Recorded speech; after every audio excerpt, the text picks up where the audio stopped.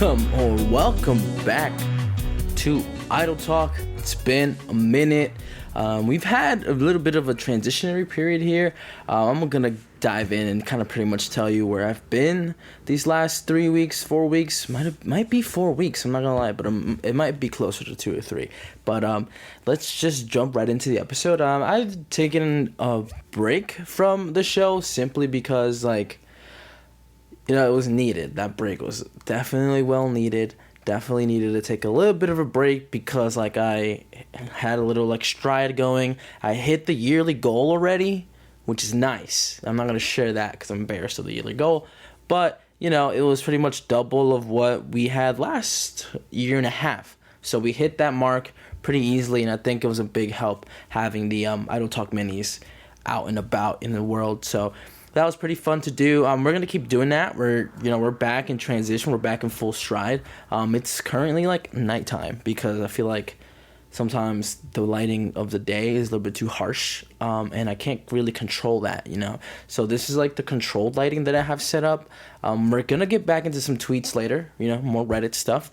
Yeah, I mean, there's nothing more to say about that. I mean, we needed a little break. We got a little break. I mean, I've still been like working at my job, so that doesn't really stop. That grind doesn't stop. But it was a good I tried to amp myself up to do the podcast last week. I honestly tried, and I told somebody that I was, new episode coming out just because you asked for it. But I didn't do it. I couldn't get to it.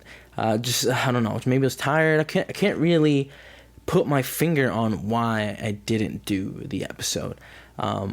Simply because I don't know. It's easy to stop doing something than it is to do it again. So this is the baby step, jump forward right into it. I was saying like 2, 3, 4 episodes ago, I'm like, I work better under pressure. But then I was like, you know what? Let the pressure come, and I'll like go with the flow. I'll not step aside, but I'll probably just be relaxed with it. And I wouldn't embrace the pressure this time around. I will let it pass a little bit, and now I'm jumping right back into it. But while I've been away, Obi-Wan Kenobi has come out, and I have some thoughts on it. Really, it's not my favorite piece of Star Wars content, believe it or not. Obi-Wan Kenobi has been sort of a letdown the last maybe 4 episodes. I think we're on episode 5. I feel like this episode, no matter how good it was, and the last one was pretty good too, not perfect by any means, but this last episode doesn't necessarily make up for the lack of cohesive story in the first 3 episodes. I want to say it feels like when you hire a good writer, right, for a movie or a show, and then the show is bad because they maybe don't necessarily get the vision that you have for that show or movie. And I think these writers probably don't really understand the vision George Lucas set out to have, because we talk and give credit to Jon Favreau and Dave Filoni about how they kind of carry that legacy forward, and they kind of try their best to put out the best kind of Star Wars content that we can ask for. But at the end of the day, sometimes they don't have time to be producing the fucking Mandalorian, the fucking Obi-Wan Kenobi series, and all the shit that's coming out. We're getting blessed with Star Wars content these next few years, and rapidly too. We forget we got a whole new trilogy 4 or 5 years ago. It sounds crazy enough to say, but or even less than that. I mean, when did Last Jedi come out, 2020 or 2019? I don't even remember at this point. we got a whole new trilogy, and it wasn't memorable by any means to me, but I don't know. I think we kind of set the expectation a little bit too high for Obi-Wan Kenobi. I think we were excited to have Ewan McGregor back, and I don't think it translated on the screen. The season finale has yet to occur. We'll be waiting on that next Wednesday. But at the end of the day, I think the hype was too much for this show. The hype was overwhelming. Somebody, I forgot if I saw it on Twitter or Instagram, but they were like, a prequel style series gives prequel style quality. And people complained about the prequels, the first 3 episodes, number wise. that they were bad or like not amazing, not great. I personally enjoyed the fuck out of those 3 movies, probably because I was young and that shit was meant for me, not for a fucking grown ass man. But I think I kind of agree with that sentiment where it's like prequel style show gives you prequel style quality. But we've gotten gems like Rogue One, which is set technically before the original trilogy, and it would technically be considered a prequel. But at the end of the day, maybe it's like shows like The Walking Dead, for example. I enjoyed the fuck out of The Walking Dead. I watched the first 6 seasons on Netflix over Memorial Day weekend, like when I was in high school, right? Or 5 seasons probably. And I watched them all in a row, and that shit was fucking fire. Like, I saw all the episodes. I kind of like saw where the story's going. Like, I followed it the whole way until wherever it was ending currently. And I feel like when I was had to sit and wait a week to watch the next episode, it got boring, especially when you have those filler episodes. It's better when you can binge it and you can like all right, filler next, okay, plot next. But when you release it weekly and you don't have that many strong episodes, like I say, the first episode was okay. Second episode was like better. Third episode was like, what are we doing? Fourth episode was like fire. Like, yeah, that one scene that made it look like very like shaky cam style, and I like that. Apparently people don't like the shaky cam style for Kenobi, but I like that. I didn't really like it too much in the current episode that we saw, episode 5.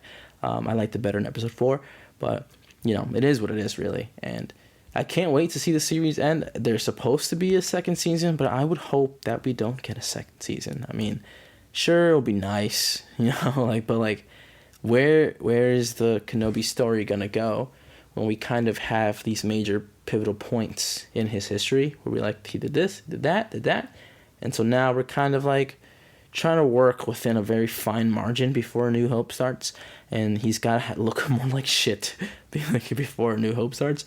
But he and Hayden Christensen have pretty much aged, and we saw the CGI like de-aging a little bit, but they still looked kind of close to their age, which wasn't a big deal. We had that, but I want to love this show. Maybe it'll hit harder when you can watch all 6 episodes at the same time. I do think that takes into effect quality, right? Because I waited from episode 3 to episode 4, and I was like, fuck, man, I really can't believe that was the whole thing. Like, that wasn't that good. Like, hopefully next week is better. Transitioning over to this beautiful thing in front of me, I've had my MacBook for about a month now. My MacBook Air 2020 M1 chip inside of it, basically brand new. I love it so much. This shit is so fire. I don't have to charge this thing for a week. So today's Thursday. I charged my MacBook before I started recording, and at work it was at 20%, and I was doing fine. I was working, whatever, right? Got home, I went to charge it right before, an hour before I started recording, and it was at 11%, or not even that, maybe 15-20 minutes, because I just took a shower and I unplugged it. But it's I think it's currently at 40 something, which is not too bad. 43, not too bad, but it's perfect for me. I think I might invest in Premiere Pro or another video software for my computer, just to see how well I can handle editing on the computer. I don't necessarily record fucking 8K 90 frames a second or something, but something to just kind of edit the clips. Maybe it'll be easier for me to post them on the computer. I don't know. I mean, I've seen people preach and swear by editing clips on the computer, but I'm personally an iPad kid. Or for the longest time I've had it on my phone, and I would just edit the clips on my phone, which I guess for me was a little bit faster. Also, by the way, Idle Talk case. Doesn't it look nice? Listen to it. It's plastic, but I think it's cool. From Rhino Shield, you get custom cases of anything, really, as long as you own the rights to it. But I don't really think they check that, because they're made in China. So if you print a Darth Vader one, I don't think they're gonna mind too bad. But yeah, I mean, I love my MacBook. It's it's only got 2 USB-C cables, ports, whatever. I don't really care. But it's been working wonders for me, and it does my basic job shit really well. And I have yet to push it to video editing. It handles me recording the podcast really well too.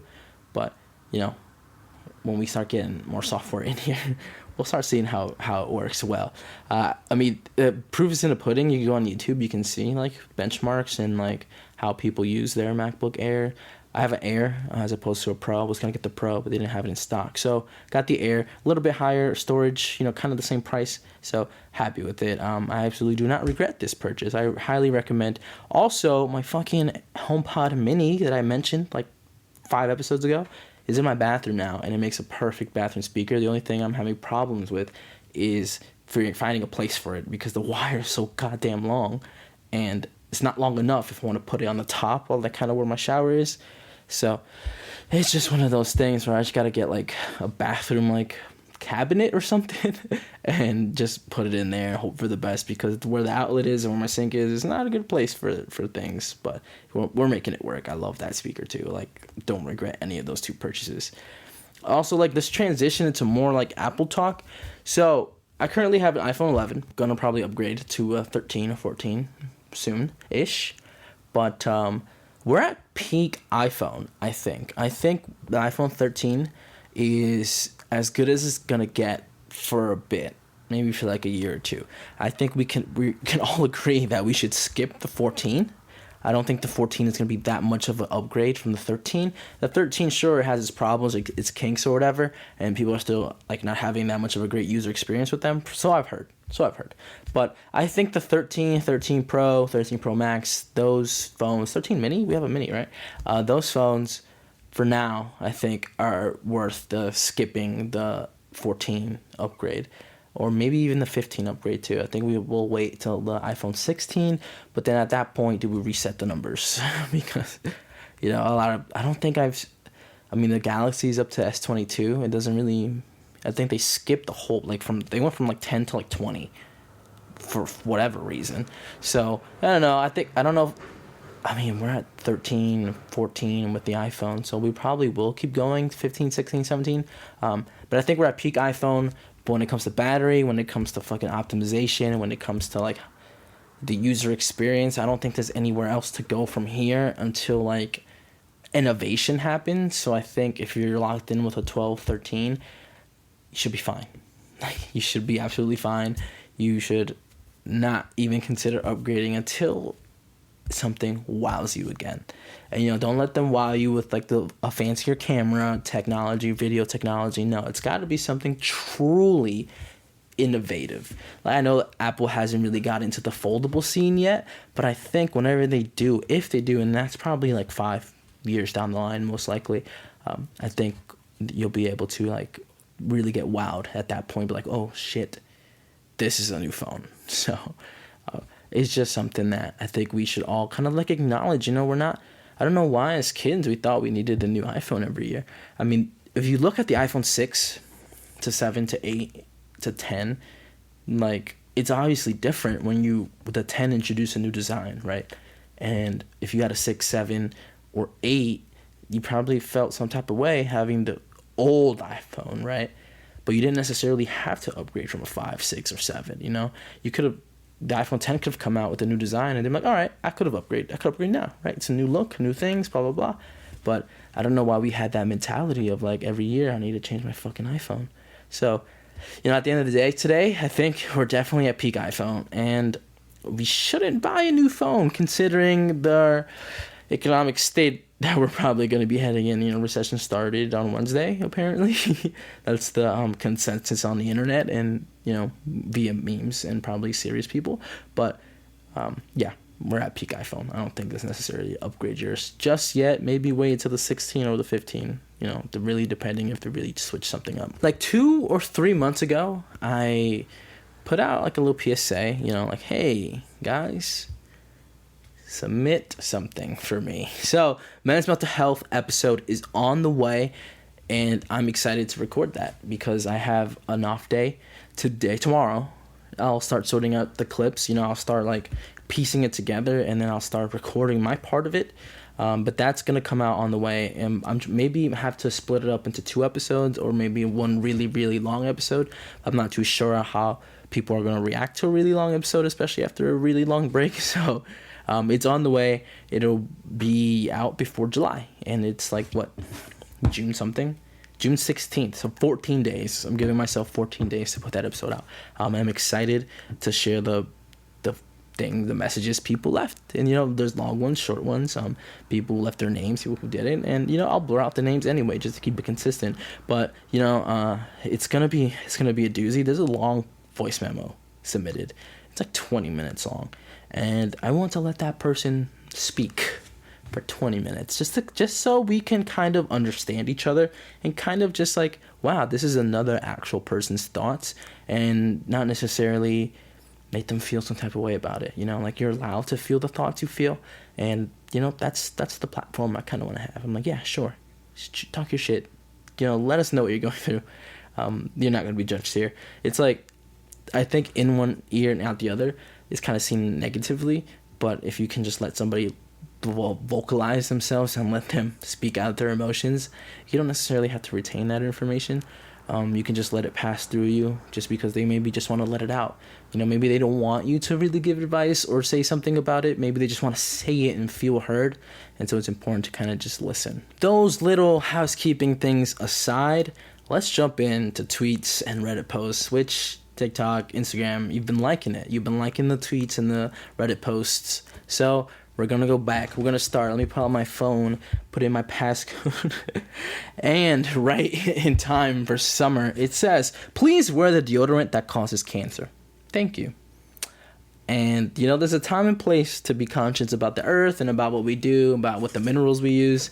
So it's summertime. Wear the strong one, the old school one. Don't wear the organic ones, please, because sometimes the organic ones be making you smell really bad, and that's okay in the wintertime, but not in the summertime. So please, PSA, be advised, wear the ones that fuck you up.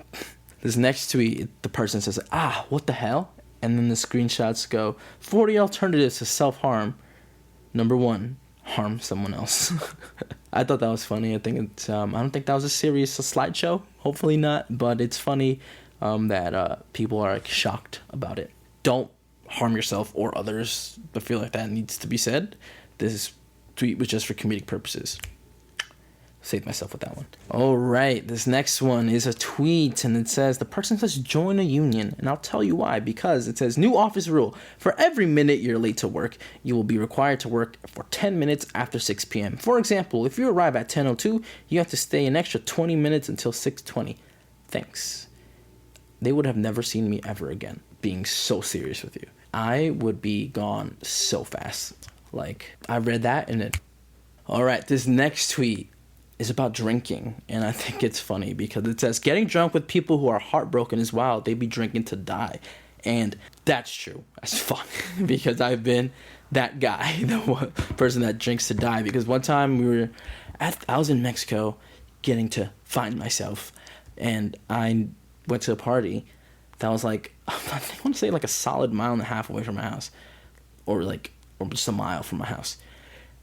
And I got there after like being in town for like a few hours, like just handling some stuff, buying some stuff, getting it like dropped off to my house, and then went to this party, and then they gave me a little bit of food because I got there late, and then fucking moonshine, and then the next day I'm in my bed in my house. Don't remember a single thing at all to this day. Don't remember. All I remember was we were getting ready to leave. When at a party, when you get ready to leave, you're not really leaving.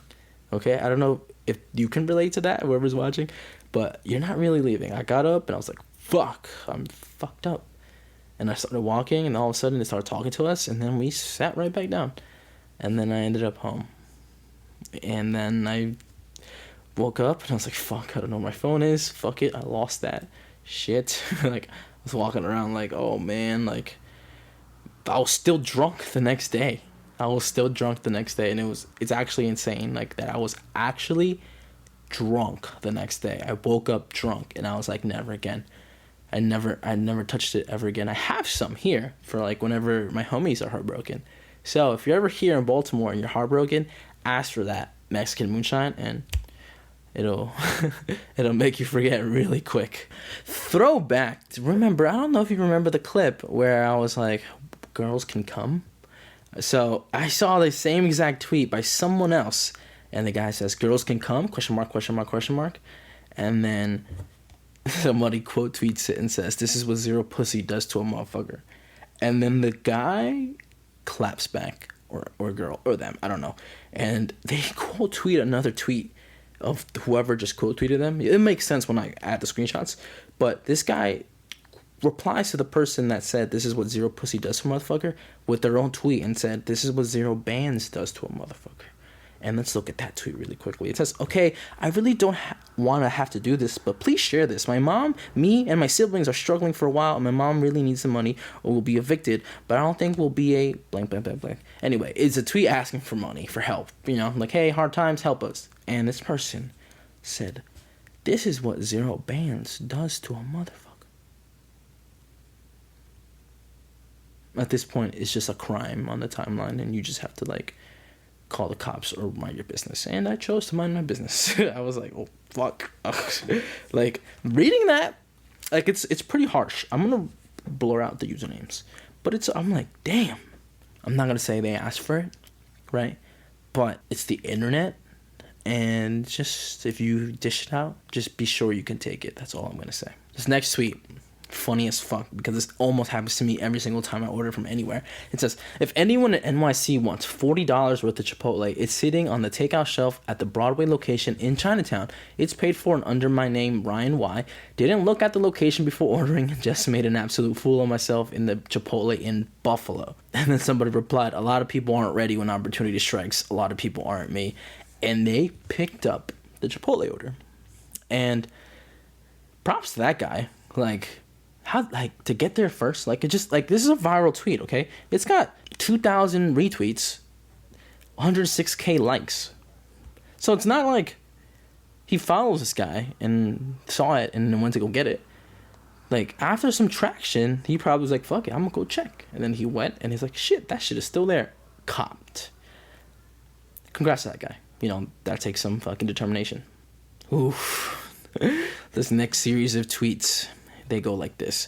"Men, this is a safe space. Tell us about a time you went out in public after a breakup and you had to fight back tears the entire time." First of all, that was a trap, men. And I share these stories as a warning to you to not fall for that on Twitter, and don't post those stories, because sometimes you don't need to say them. And so let's take a moment to realize that for our brothers who did. And we're so sorry you fell into it. But this one says, 6 weeks ago, this girl and I decided dating wasn't working and broke up. I went to see my older cousin, 35, at his place, and when I walked in, I saw my alma mater t-shirt on his couch. Then she walked out of his room and said, "I've been waiting on dick like that for months."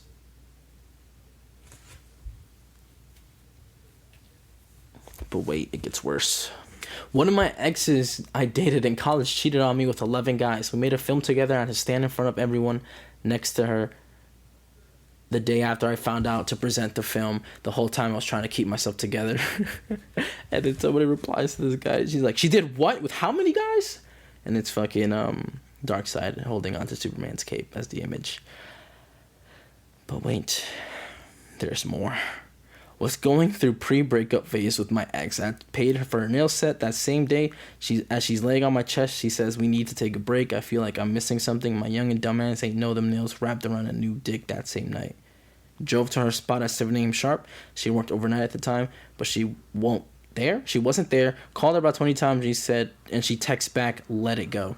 I was working at Pandera at the time, fighting back tears, and lost. My boss sent me home because a tear dropped into the soup." And then somebody replied, "This is why I said this is a trap." They said, "Jesus Christ himself couldn't get this info out of me, bro. Because I'm sorry that happened to you, my man. That's fucked up. And I can't believe you got a tear in the soup. But I can't believe, like, we're really out here tweeting stuff like this.